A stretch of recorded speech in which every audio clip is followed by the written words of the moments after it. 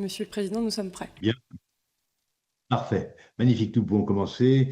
Bonjour à tous. Mes chers collègues, nous poursuivons les travaux de notre mission d'information intitulée Création, diffusion et acquisition des connaissances, comment l'intelligence artificielle transforme notre éducation et notre culture. Nous entendons ce matin la professeure Ghislaine Dehaene-Lamberts, pédiatre, spécialiste du développement des fonctions cognitives de l'enfant, directrice de recherche au CNRS et directrice de l'IHU de l'Institut Robert Debré du cerveau de l'enfant. Vous êtes accompagnée, Madame le professeur, du docteur Caroline Huron, psychiatre, chercheuse en sciences cognitives à l'INSERM et présidente de l'association Le Cartable Fantastique, fondée en 2010 et dont l'objet est l'aide à l'inclusion scolaire d'enfants en situation de handicap, en particulier dyspraxiques. Voilà maintenant plusieurs semaines que notre mission d'information s'intéresse aux effets de l'intelligence artificielle générative sur le système éducatif, sur l'acquisition des connaissances par les enfants, sur les potentialités et sur les risques de cette technologie. Il nous a paru essentiel de recevoir un éclairage scientifique sur l'impact potentiel des systèmes d'IA sur le développement cérébral des enfants. En effet, nous manquons d'informations alors même que les systèmes d'IA génératifs se sont invités à l'école dans des proportions massives. En juillet 2025, les résultats préliminaires d'une étude conduite par le MIT pointaient le fait que les participants ayant utilisé ChatGPT pour produire les travaux demandés voyaient leur activité cérébrale diminuer, en particulier les zones liées à l'attention, à la planification et à la mémoire. Craignez-vous, mesdames, que l'appui croissant des élèves des IA sur les IA génératives et parfois la délégation complète de certaines tâches conduisent à la perte ou à l'obsolescence de certaines compétences, voire de capacités cognitives de certaines compétences, comme la pensée critique et la mémorisation, par exemple. Faut-il craindre l'avènement d'un homme diminué par l'IA, alors que nous pensons qu'il pourrait être augmenté, ou peut-on espérer des bénéfices pour les enfants? Avez-vous connaissance d'autres études conduites sur cette problématique? Avez-vous des préconisations à formuler sur l'exposition des enfants au système d'IA générative? Donc, traditionnellement, vous avez la parole, mesdames, pour un propos liminaire de 5 minutes, plus ou moins deux, si on peut dire, à la suite de quoi, madame Calvez, rapporteure, vous posera les questions qu'elle a préparées à votre attention. Vous avez la parole, je vous remercie. Merci beaucoup et merci beaucoup de nous avoir invités à cette commission. Alors, effectivement, comme vous l'avez dit tout à l'heure, on est toutes les deux médecins et chercheurs. On travaille quotidiennement sur l'enfant et sur le cerveau. Donc, on a, je pense, quelques informations à vous donner, en particulier sur le fait que beaucoup de ce que nous avons vu dans les questions sont plus des propos ou des préprints, etc. Et que ce qu'on voudrait vous donner aujourd'hui, c'est plus des informations basées vraiment sur la littérature scientifique. Alors, c'est quoi le niveau de preuve exigé en sciences? C'est qu'il faut publier les résultats dans des revues à comité de lecture, c'est-à-dire jugées par des pairs. Et par exemple, l'étude que vous mentionnez est un préprint, donc n'a pas été reviewée par d'autres personnes, et donc n'a pas encore été soumise à une validation par des personnes extérieures. Quoi qu'il y ait un commentaire que vous pouvez lire aussi à la suite de cet article qui le critique sévèrement, et nous reviendrons là-dessus plus tard. La deuxième chose, c'est qu'il faut des protocoles expérimentaux rigoureux, c'est-à-dire c'est pas des opinions, on met les personnes dans une situation avec une condition et une autre condition, et on fait des comparaisons avec des statistiques pour évidemment limiter les biais, puisqu'on a tous une opinion sur tel ou tel problème, et ce que veut faire la science, c'est de sortir de ces opinions, de ces biais, pour présenter des résultats qui sont réplicables, c'est-à-dire que d'autres équipes avec d'autres biais et d'autres opinions peuvent les répliquer. Donc voilà, et donc on va s'appuyer plus sur la littérature scientifique, et malheureusement, comme vous le verrez, nous avons peu de littérature encore sur ce sujet. La deuxième chose aussi, c'est que dans beaucoup d'affirmations qu'on voit sur le web, évidemment, les gens parlent d'un certain point de vue. Donc aussi, il faut se méfier d'où les gens parlent, qui peuvent les amener à orienter les faits.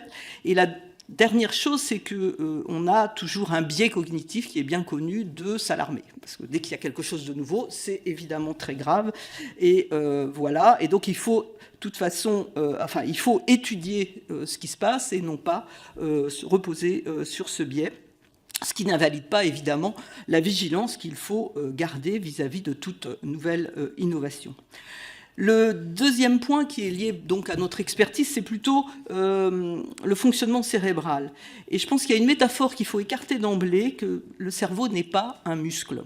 Et donc, plusieurs affirmations citées dans les questions que nous avons reçues postulent que le cerveau s'atrophierait en l'absence d'une tâche donnée, alors que les neurones fonctionnent en réalité en permanence, même quand vous dormez ou quand vous rêvez.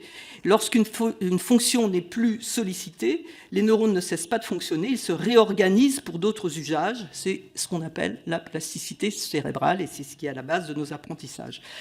Ainsi, par exemple, si je vous prends un exemple, les personnes aveugles ou sourdes ne présentent pas d'atrophie cérébrale, pourtant leurs régions visuelles et auditives, évidemment, ne peuvent pas assurer la vision chez les aveugles ou l'audition chez les sourds, et elles vont donc changer de fonction. De même, quand vous apprenez à lire, vous allez développer une région spécifique pour les mots dans l'écriture que vous avez apprise, qui s'appelle l'aire de la forme visuelle des mots. Elle s'active à la lecture chez les personnes lettrées. Si vous êtes illettré, cette région ne fait pas rien. Elle fait autre chose, et en fait, lorsque nous avons appris à lire, nous avons déplacé la fonction de cette région qui sert chez les illettrés essentiellement à reconnaître les visages et les objets, à se spécialiser pour les mots. Donc, développer de nouveaux objets culturels et s'y adapter est une propriété, depuis la nuit des temps, si je puis dire, depuis l'invention de l'outil, est une propriété du cerveau humain. Une autre caractéristique essentielle du cerveau est sa capacité de traiter en parallèle de nombreux aspects du monde. Et ça, on n'en est pas très conscient. Donc en ce moment même, votre cerveau analyse simultanément ce qui est dit, le timbre de ma voix, mes expressions faciales, ma position dans la pièce, s'il fait chaud, s'il fait froid, si vous avez faim ou pas, si les mouvements environnants, qui fait quoi autour de vous. Ces traitements reposent sur des réseaux cérébraux spécialisés dont vous n'avez pas conscience. Ces calculs sont faits en permanence, en parallèle, et seule une petite partie de l'activité cérébrale, celle qui fait l'objet de l'attention, accède à la conscience. Donc le cerveau humain, et tous les cerveaux en fait aussi des autres espèces, fonctionnent en double régime, avec un traitement massivement parallèle, qui traite de nombreuses choses à la fois, qui fait que quand vous conduisez, vous allez tout d'un coup vous tourner vers quelque chose qui vous a alerté alors que votre attention était dirigée vers le devant, et qui est tout à fait inconscient. Et vous avez une toute petite partie qui est le traitement conscient. Ce traitement conscient est limité et séquentiel. Donc c'est un petit peu comme une ville, vous avez plein de réseaux, électricité, eau, transport, qui vont fonctionner en parallèle, chacun disposant de ses propres infrastructures, et seulement un centre de coordination, on pourrait dire la mairie, qui va superviser l'ensemble sans intervenir en permanence, mais qui peut se mobiliser en cas de besoin pour décider de modifier aussi un de ces réseaux. Et c'est ça ce qu'on appelle l'attention ou la conscience. Donc, quand vous apprenez, qu'est-ce qui se passe? Eh bien, vous allez mobiliser votre attention, parce que c'est quelque chose que vous ne savez pas encore faire. La ville veut développer un nouveau réseau, elle va se pencher sur le problème. Mais c'est très coûteux de cette attention. Ça vous fatigue, ça vous concentre sur un aspect. Donc, si vous apprenez à lire, par exemple, vous allez vous concentrer sur le décodage. Bœuf, c'est quel son? La lettre B. Si je la mets avec le son A, ça fait bas, etc. Évidemment, votre attention, elle peut faire qu'une chose à la fois. Donc si elle se concentre sur B à bas, elle ne peut pas comprendre le sens. Et c'est un petit peu le problème des jeunes lecteurs. Ils sont concentrés sur... Et puis on leur demande qu'est-ce que la phrase veut dire. Ils ne savent pas ce qu'elle veut dire. Mais ils ont lu correctement les sons. Et donc ce que fait l'apprentissage, ce que vous allez faire en général, c'est d'automatiser ces procédures de bas niveau pour qu'elles fonctionnent toutes seules. Par exemple pour le décodage, pour que vous soyez très fluide dans ces aspects de reconnaissance des lettres et des sons, pour que vous puissiez vous consacrer au sens.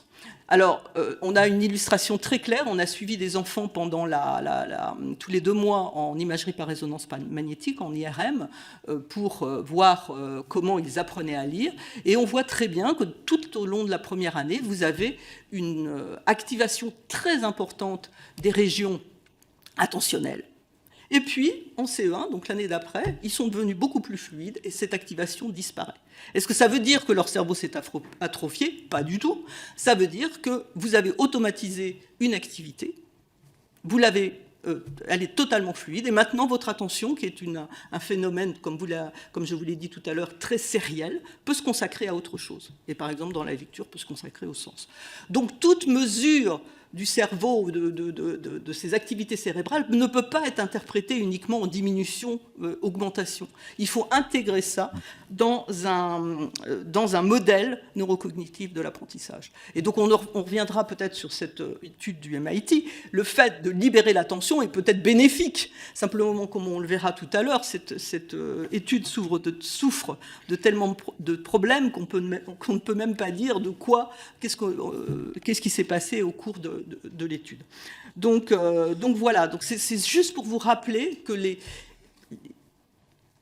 personnes qui juste prennent une image et disent c'est plus ou c'est moins, c'est plus rouge, parce qu'en gros c'est ça ce qu'on voit, on voit des couleurs sur des images de cerveau, c'est plus ou c'est moins, c'est vraiment une interprétation très premier niveau et qui ne rend pas compte de la complexité de l'apprentissage.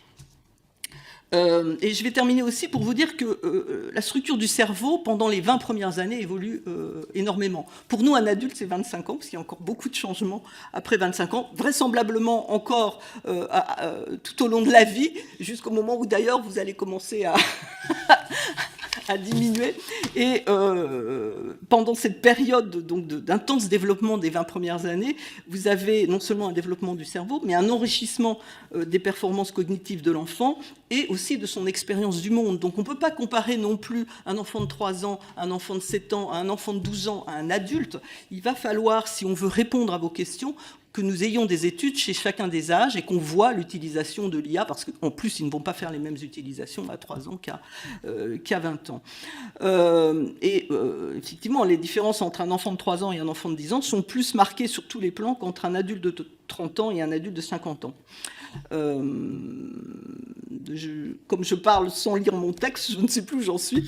Mais donc voilà, il faut intégrer, pour évaluer effectivement l'impact de l'IA, la maturation biologique du cerveau, les transformations liées aux différents stades du développement cognitif et de l'apprentissage, et donc impérativement analyser ces effets sur chaque tranche d'âge et sans extrapolation à partir des données adultes. Alors ça, c'était un petit peu pour répondre au ton de l'ensemble des questions, mais maintenant, nous pouvons répondre à chacune de vos questions. Merci beaucoup, Madame le professeur. Madame le rapporteur, vous avez la parole. Merci beaucoup.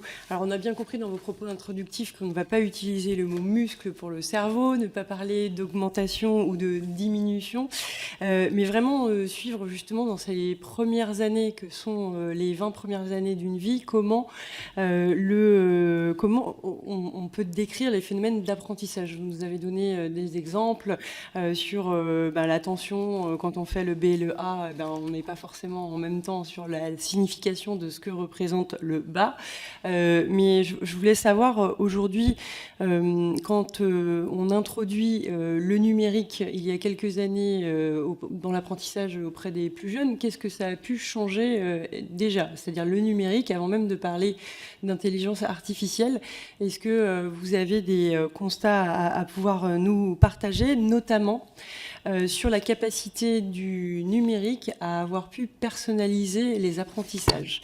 On a des apprentissages que vous suivez, j'imagine, très individuellement, mais aussi dans des dans des cohortes collectives. Comment éventuellement le numérique a pu favoriser cette capacité à s'adapter à la neurodiversité, en fait. Comment éventuellement ceux qui forment ont pu utiliser le numérique et maintenant les outils d'IA pour pouvoir participer à une plus grande adaptabilité à cette neurodiversité.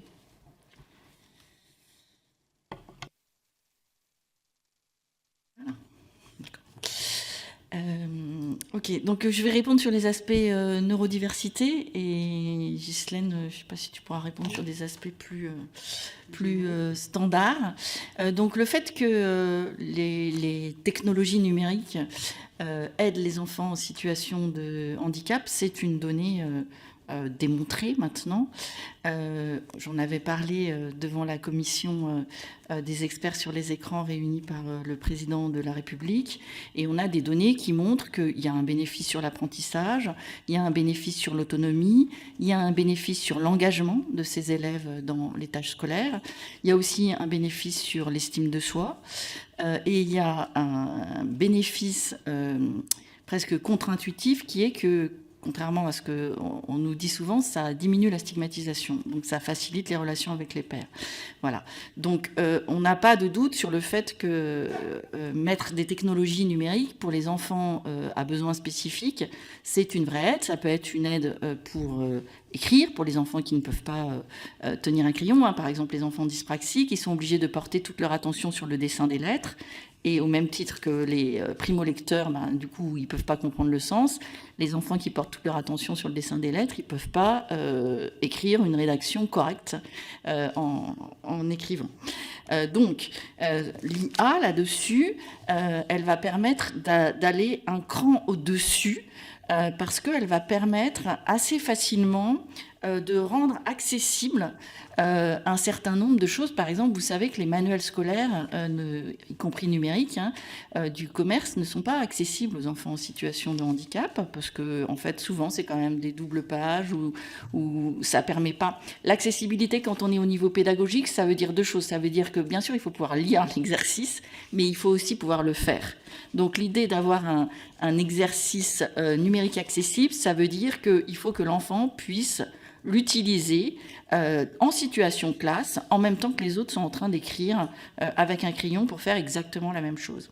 Et donc, pour ça, il faut adapter les exercices, par exemple, pour les enfants qui n'écrivent pas, en transformant un exercice du type recopie les phrases et entoure le verbe en exercice numérique. Dans ces phrases, clique sur le verbe. Si on fait ça manuellement, artisanalement, comme c'est le cas actuellement, c'est les associations qui font ça, dont le Cartable Fantastique pour les enfants dyspraxiques. Ça nous prend 3 mois pour adapter un manuel scolaire. Je ne sais pas combien il y a de manuels scolaires, d'études de la langue de CE2, mais je dirais 15-20. Et donc, on ne peut pas répondre aux besoins. Les associations ne parviennent pas à répondre aux besoins des enfants en situation de handicap pour adapter les manuels. En revanche, c'est pour ça qu'on porte actuellement avec l'Institut du cerveau de l'enfant un projet qui utilise l'intelligence artificielle pour aller du PDF, c'est-à-dire le format qui est donné à la bibliothèque Platon, jusqu'à l'exercice numérique tel que je vous l'ai décrit, et de façon automatique. Et l'idée, c'est de transformer un manuel numérique en 10 jours, disons, un manuel numérique en 10 jours, de façon à ce que les enfants puissent l'utiliser en classe. Donc l'IA, de ce point de vue-là, c'est une vraie plus-value, indéniablement. Il y a aussi tout ce qu'on peut faire sur les modifications de consignes, sur la lecture vocale qui est quand même de bien meilleure qualité parce qu'ils comprennent ce qu'ils disent, entre guillemets. Voilà. Et donc, on a plein d'utilisations pour les enfants en situation de handicap qui ne sont pas forcément directes, parce que quand on adapte un manuel pour un enfant en situation de handicap, ce n'est pas lui qui l'utilisent, qui sont indirects, mais qui peuvent être directs, c'est-à-dire qu'on peut se dire, on va avoir des outils pour lesquels l'enseignant, il n'aura pas prévu une adaptation de cet exercice-là, et il le donnera à l'enfant via, par exemple, une clé USB, et il pourra l'adapter en direct, ne serait-ce que pour le lire ou pour pouvoir se le faire lire, etc. Donc c'est vrai que c'est facilitateur indéniablement pour ces enfants-là. Oui, alors sur le plan du numérique en général, pour tous les apprentissages, ce qu'on sait, c'est qu'il faut de l'interaction. Et donc, vous avez sans doute déjà, je ne sais pas si les uns et les autres étaient membres de la commission sur les écrans, mais c'est le problème des écrans, c'est que vous coupez l'interaction entre l'adulte et l'enfant. Et que pour moi, un des grands problèmes, surtout pour les tout-petits, c'est que les adultes passent beaucoup de temps sur leurs écrans. Et on sait notamment pour le langage que ce n'est pas non plus l'exposition passive. On avait le même problème avec la télévision. Aussi, si on mettait le mode de gardiennage était d'asseoir les enfants devant la télévision, c'était beaucoup moins efficace que de parler avec un enfant, que de l'emmener se promener. Enfin, je veux dire, c'est pas un problème nouveau, c'est un problème très ancien que pour apprendre, on a besoin d'échanges et qu'en plus, ces échanges permettent à l'enfant de comprendre ce qui est important dans le monde. Le monde autour de nous est très complexe. Il y a des choses qu'on doit savoir, il y a des choses qu'on doit apprendre et d'autres qui sont juste un peu ce qui se passe autour de nous sans qu'il y ait besoin d'être orienté vers cet apprentissage. Donc là, je parle, mais vraiment aussi pour les tout-petits. Donc l'importance du langage pour les nourrissons. C'est-à-dire, c'est parce qu'on nomme certaines choses autour du nourrisson que le nourrisson va apprendre à catégoriser ces objets comme étant des objets importants pour lesquels il doit se mobiliser. Donc, ce que fait l'interaction avec un autre être humain, c'est un, je vous montre ce qui est important, deux, comme on a cet échange qu'on est actuellement en train de faire avec tous ces indices non verbaux de contact, c'est-à-dire on les connaît bien maintenant, j'essaye de vous regarder dans les yeux, j'ai une voix qui est plus intonée, j'ai des mouvements du visage, tout ça sont des indices qui signalent à l'enfant qu'on est en train de lui apprendre quelque chose. Nos collègues en sciences cognitives ont décrit très bien que les humains possèdent ce module, ce qu'ils appellent un module pédagogique, c'est-à-dire le fait que les adultes enseignent aux petits. Les chimpanzés, par exemple, qui sont nos plus proches cousins sur le plan génétique, peuvent avoir des cultures. Par exemple, il y a certains groupes de chimpanzés qui vont utiliser une pierre pour casser des noix de coco. Par imitation, les enfants apprennent, enfin les petits chimpanzés apprennent en regardant leur maman comment casser des noix de coco. Mais jamais la mère se tourne vers le petit chimpanzé pour ralentir son geste et lui montrer ce qu'elle fait. Ça, c'est quelque chose que font uniquement les humains. Donc si vous coupez cette interaction, soit parce que, je vous dis, c'est pas nouveau, la télévision faisait déjà la même chose. Si vous mettez un enfant devant Sesame Street, il va pas apprendre les mêmes choses qu'à l'école. Donc depuis très longtemps, si vous diminuez cette relation entre adultes et enfants, ou entre aussi forcément enfants et enfants plus grands, par exemple, vous allez perdre cette motivation d'apprentissage et cette orientation dans l'apprentissage. Donc ça, c'est un problème qui existe avec les smartphones, qui existe, donc qui n'est pas nouveau. Ce que rajoute l'IA, c'est que peut-être les adultes se désengagent encore plus en disant bah, l'IA c'est tout, elle va apprendre à mon enfant, ce qui n'est pas le cas. Par contre, donc, cet aspect de continuer à avoir des interactions est hyper important. Par contre, ce qu'apporte l'IA, comme un outil à ce moment-là, dans une pédagogie, c'est qu'elle peut au contraire aider cet apprentissage, encadrer cet apprentissage, poser des questions à l'enfant pour lui dire « As-tu réfléchi à ça ?» Au lieu de donner la réponse, avoir ce back and forth, comme on dit, cet aller-retour entre l'enfant dit quelque chose, l'IA lui dit « Mais pourquoi l'as-tu dit ?» Et l'enfant explique, etc. Donc ça pourrait être envisagé comme quelque chose de positif. Mais à nouveau, ce qu'il faut comprendre, c'est que toutes ces nouvelles innovations qu'on voit doivent être comprises comme des outils qu'utilisent les humains pour faciliter un certain nombre de choses. Elles ne doivent pas s'imposer à nous. Et si les usages deviennent inopérants ou délétères, comme on peut le voir si vous passez trop de temps sur votre téléphone au lieu de parler à votre enfant, à ce moment-là, il faut au moins informer les parents qu'ils doivent parler à leur enfant, ce qu'ils ne savent pas, forcément. Un des atouts de l'IA, par exemple, pour l'apprentissage, c'est qu'on sait que l'apprentissage des leçons, par exemple, apprendre par cœur juste un texte, c'est pas ce qu'il y a de plus efficient pour mémoriser. Que c'est beaucoup plus efficient de répondre à des questions et d'aller rechercher du coup l'information en mémoire pour pouvoir la redonner, à condition qu'on vous donne un feedback immédiat. C'est-à-dire il faut qu'on vous dise si ce que vous donnez comme réponse est juste ou faux.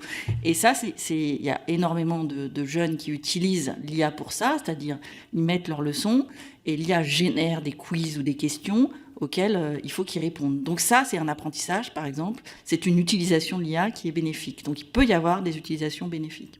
Par contre, évidemment, s'ils font leur rédaction avec, c'est moins bénéfique. Voilà.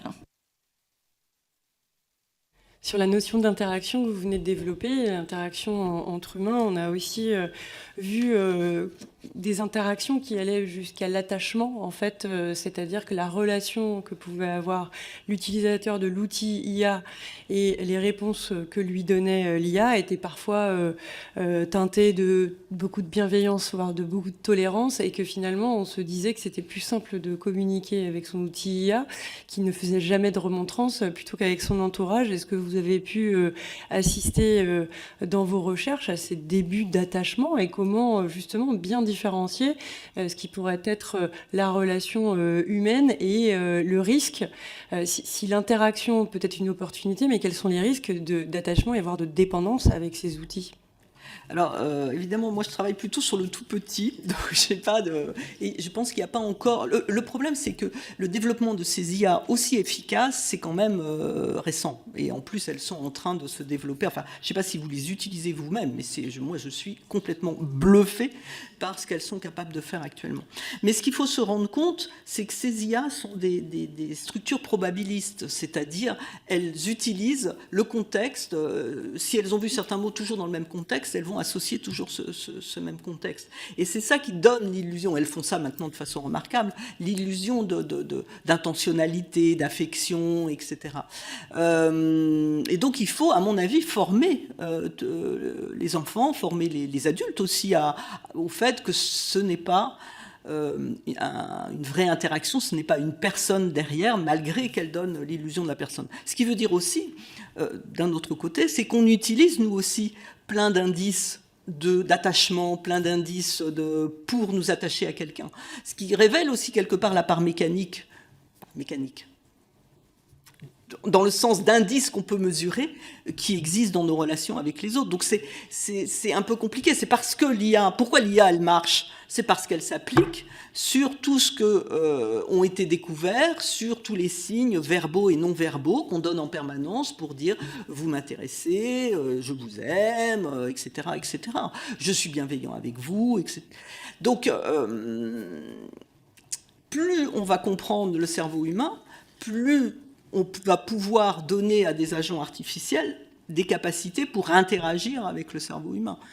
C'est un peu la question. Mais il faut avertir les gens sur ce qui se passe. Et on pourrait exiger aussi que ceux qui développent ces IA mettent un certain nombre de régulations. Ils l'ont fait après un certain nombre d'histoires, en particulier de suicides, soit liés à l'utilisation de l'IA.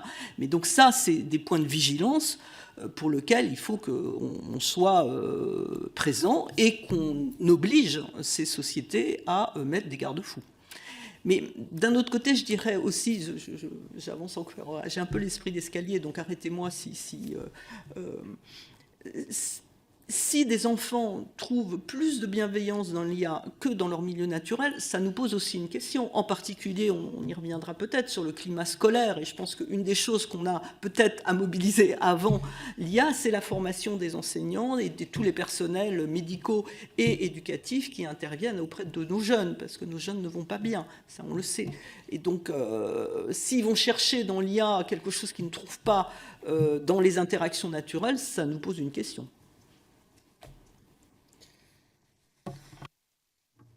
Je complète, donc notre propos, c'est bien de dire qu'il faut absolument former les jeunes, enfin, les enfants, y compris les enfants, à ce que n'est pas l'IA, c'est-à-dire un être humain, donc il faut vraiment l'expliciter, et ça, on ne peut pas le faire si on décide qu'on ne les expose pas, sachant qu'ils seront exposés dans la vie courante. Donc il faut vraiment les former, ça nous paraît absolument essentiel. Et l'autre point qui fait que les jeunes sont aussi sensibles à l'IA, c'est que, en fait, l'IA ne juge pas. ChatGPT ne vous juge pas. Si vous faites une fausse réponse, si vous dites ce qui vous fait le plus peur, il ne vous jugera pas. Or, une des difficultés qu'il y a au sein du système scolaire, c'est le jugement face à la fausse réponse. C'est extrêmement difficile de répondre faux actuellement en France. Le retour qui vous est fait est pas rarement positif. Et donc ça permet à des enfants qui vont pas du tout s'exprimer dans une classe parce que ils ont trop peur de donner des réponses fausses, de s'exprimer. Mais là encore, Ghislaine a raison, ça nous interroge sur comment il faudrait qu'on fasse évoluer en fait la perception de la parole des enfants et le droit de se tromper quand on répond en classe. C'est vrai qu'il y a une attitude peut-être davantage en France d'ailleurs que dans d'autres pays, qui est presque de réprimer toute question en fait. Et donc là, on a des outils qui permettent de poser des questions. Donc c'est vrai que c'est aussi une manière de s'interroger sur l'existant aujourd'hui dans le système scolaire que de regarder ces outils d'IA. Je voulais revenir sur la notion de jugement que vous venez d'évoquer en disant mais les outils d'IA n'ont pas de jugement. Je peux me tromper, il n'y a pas de jugement. Et il m'en vient une question, c'est qu'on veut aller encourager l'esprit critique, justement, pour que dans leur utilisation, les plus jeunes ou les plus âgés d'entre nous exercent leur esprit critique. Et donc, me vient cette question sur l'âge du jugement. En fait, dans vos recherches auprès des enfants, à quel moment on pourrait se dire qu'il y a un jugement qui se fait, c'est-à-dire une appréciation de la situation? Est-ce qu'il y a un âge du jugement? C'est un peu compliqué parce que c'est toujours aussi ce qu'on met derrière le jugement. Par exemple, le sens de l'humour nécessite que vous compreniez la situation et l'inadéquation entre un geste ou une parole et le contexte, par exemple. C'est ça qui vous fait rire. Et récemment, il a été montré que les bébés, très tôt, donc déjà 6 mois, trouvent des situations très drôles liées au fait que, par exemple, les parents ont fait un geste incongru et non attendu. Donc ça veut dire qu'ils ont un jugement sur la situation existante.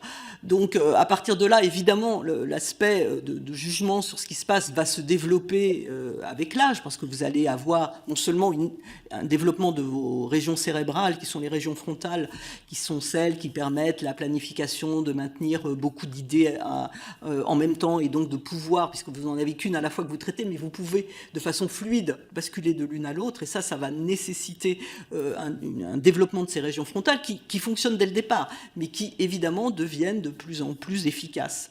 C'est ça en fait le développement de l'enfant, c'est des régions cérébrales qui vont devenir de plus en plus efficaces, mais ces régions sont déjà actives très très tôt. Donc les particularités ou les fonctions que ces régions assurent, elles sont déjà présentes très très tôt. Donc vous avez ce développement biologique qui va vous permettre d'être de plus en plus fluide, et puis l'expérience, c'est-à-dire que plus vous avez vu de choses aussi, plus vous savez ce qui va se passer. C'est un peu comme ChatGPT, plus il a eu d'informations, plus il peut générer une réponse qui est adéquate. Donc il vous faut les deux. Et j'ai oublié la question. Oui, sur les jugements.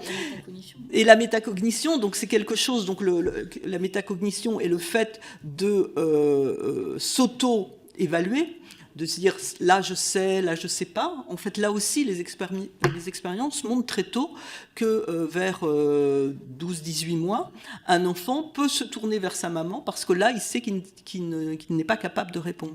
Donc, toutes ces fonctions d'assez haut niveau sont présentes très très tôt. Alors maintenant, la métacognition, la fluidité entre différents points de vue, ça s'éduque, c'est comme le reste, c'est comme la lecture. C'est-à-dire que ces régions-là ont ces potentialités, mais il faut que vous exposiez l'enfant à différentes situations, que vous lui demandiez de critiquer, que vous lui montrez qu'il y a... Différentes personnes peuvent avoir différents points de vue, mais ça, c'est le rôle de l'école. À nouveau, je ne vois pas l'IA comme pour l'apprentissage, en tout cas pour l'éducation, comme une rupture par rapport à ce qu'on attend d'une école qui doit être bienveillante, comme on l'a dit tout à l'heure, mais aussi qui doit former les enfants à l'esprit critique. Et on va sans doute venir sur le fait que peut-être l'IA, comme elle vous donne la réponse, empêche les connaissances, mais sur le maintien d'un certain nombre de connaissances nécessaires à cet esprit critique. Il faut que vous connaissiez un domaine pour pouvoir dire la réponse qu'on me donne, là, elle est un peu fausse. Si vous êtes totalement ignorant, vous, évidemment, acceptez n'importe quelle réponse, vous ne savez pas. Donc à nouveau, l'IA ne doit pas remplacer l'éducation. Elle peut aider, mais elle ne peut pas remplacer.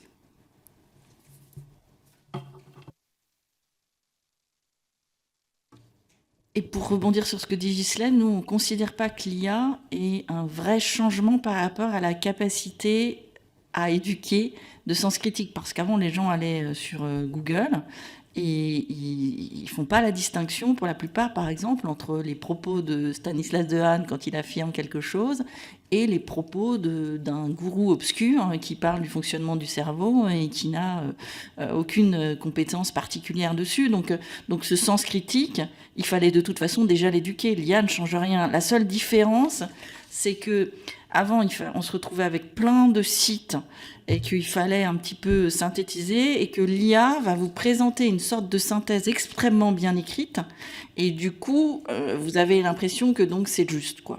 Voilà. Mais le sens critique, il fallait quand même déjà le développer, donc il faut continuer à le développer sur demander à l'IA, par exemple, d'où sort cette affirmation, c'est quoi les sources, etc. Tout ça, il faut continuer à l'éduquer, en fait. Vous avez parlé tout à l'heure qu'il y avait, avec les outils d'IA, des avantages dans la création de l'autonomie, l'engagement, l'estime de soi. On a une chercheure qui s'appelle Marion Carré qui a pris l'analogie du tapis roulant en disant que si on se suit sans esprit critique les outils d'IA, on va tous emprunter le même tapis roulant et aller dans la même direction. Il faudrait plutôt utiliser les outils d'IA comme un tapis de course quand on est dans une salle de sport ou chez soi, et plutôt l'utiliser de temps en temps et savoir monter dessus, mais savoir aussi en descendre. Qu'est-ce que ça peut nous apprendre et nous encourager à mettre en place davantage dans l'éducation? Et là, je pense dans l'éducation nationale, c'est-à-dire ce qui est encadré par des professeurs. Je laisse de côté la part des parents, mais qu'est-ce qui peut être utilisé justement avec cette analogie pour pouvoir bien utiliser l'IA quand il faut, que ce soit un dopage d'apprentissage, mais pas une condamnation à penser tous la même chose demain. Mais là, à nouveau, ça dépend comment, je dirais, le professeur, l'enseignant fait son cours. C'est pas une question nouvelle aussi. Soit aussi un enseignant impose à la classe ce qu'il a à dire, soit il a aussi un échange avec la classe et il les amène à réfléchir. Je pense que le concept pédagogique derrière n'a pas changé. Au contraire, ce qui peut se passer, comme on le disait tout à l'heure, c'est que, on peut faire des quiz de façon très, très rapide. On peut, tout d'un coup, pour un professeur, par exemple, ça a été évalué en Angleterre, pour les 6e et les 5e, ils ont fait une comparaison, donc, comme on dit, randomisée contrôlée, c'est-à-dire vous équilibrez les classes, vous équilibrez les professeurs, vous les prenez dans les mêmes milieux, etc. Vous en prenez la moitié qui fait une chose et une autre moitié qui fait autre chose. Et là, ils leur ont dit, vous utilisez ChatGPT pour faire vos cours. Et l'autre moitié, non. Et ils ont comparé le temps passé à faire des cours était, ils gagnaient 25 minutes sur la semaine pour préparer le cours. Et alors, ils n'ont pas fait exactement ce qu'on on aurait aimé, c'est-à-dire qu'ils jugent les performances des élèves, est-ce qu'elles étaient meilleures ou moins bonnes dans l'un ou l'autre cas. Ils ont jugé la valeur des cours par des experts qui ont regardé les cours faits par les deux groupes et n'ont pas trouvé de différence. Mais l'EEF, qui est cette fondation qui évalue les pratiques pédagogiques, a dit qu'au moins c'était une pratique, c'était un aspect encourageant à regarder, puisque beaucoup de profs démissionnent parce qu'ils trouvent que la charge d'organisation des cours est trop importante. Donc, aider les professeurs à faire un cours, déjà, parce que vous allez tout d'un coup avoir des belles images. Au lieu d'avoir la photocopie pour la 20e fois de la mer en noir et blanc et qui n'est pas belle, vous pouvez maintenant générer des sublimes images avec DALL-E.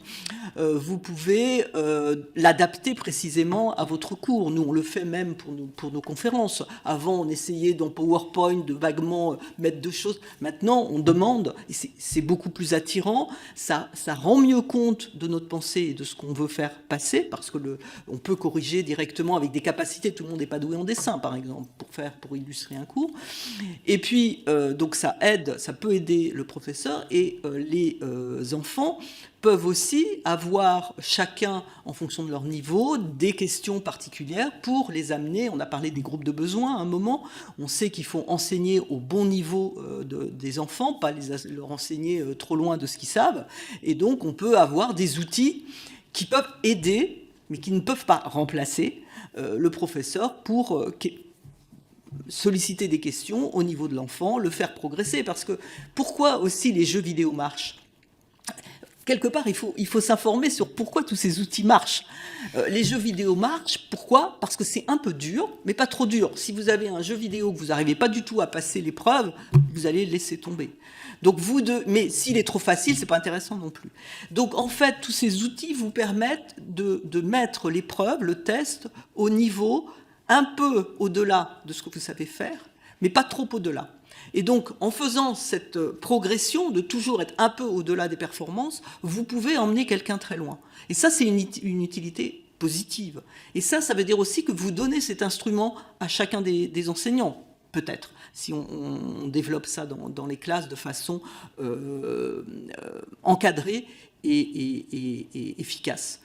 Mais avant, évidemment, de faire tout ça, il faut évaluer à nouveau. Je pense qu'il faut qu'on garde, et c'est un petit peu on est membre du CESEN, du Conseil scientifique de l'éducation nationale, et la grande idée du CESEN, c'est avant d'imposer à toutes les générations d'enfants scolarisés en France, c'est testons, regardons ce qui se passe, généralisons si c'est efficace. Et au contraire, arrêtons immédiatement si ce n'est pas efficace, au lieu de lancer toutes des réformes qui, tout d'un coup, changent pour tout le monde. Ça, c'est vraiment le point. Et je voulais aussi signaler que le CESEN a fait le 25 mars une conférence internationale sur l'IA. Toutes les sessions ont été filmées et sont en replay sur Canopé et a édité un petit bouclette de recommandations à partir de ce qu'ont dit les spécialistes de l'IA. Je l'ai mis dans mes réponses que je vous communiquerai. C'est très bien, Madame le Professeur, merci beaucoup. Je suis le gardien du temps, je suis désolé, mais nous attendons dans quelques instants un autre invité. Donc nous allons devoir nous interrompre, c'est un peu frustrant. En plus, les collègues présentes n'auront pas eu le temps de poser de questions. Je suis navré. Mais enfin, en tout cas, merci pour cet éclairage. Moi, j'ai appris deux choses. Déjà, le cerveau ne s'atrophie pas lorsqu'on utilise ChatGPT, ça me rassure. Et d'autre part, l'IA permet d'augmenter et les élèves, notamment les élèves handicapés, et les professeurs dans leur pédagogie. Elle est un outil, elle peut être un outil, elle doit être un outil au service des apprentissages. Merci infiniment, mesdames, et bonne fin de journée à vous. Au revoir.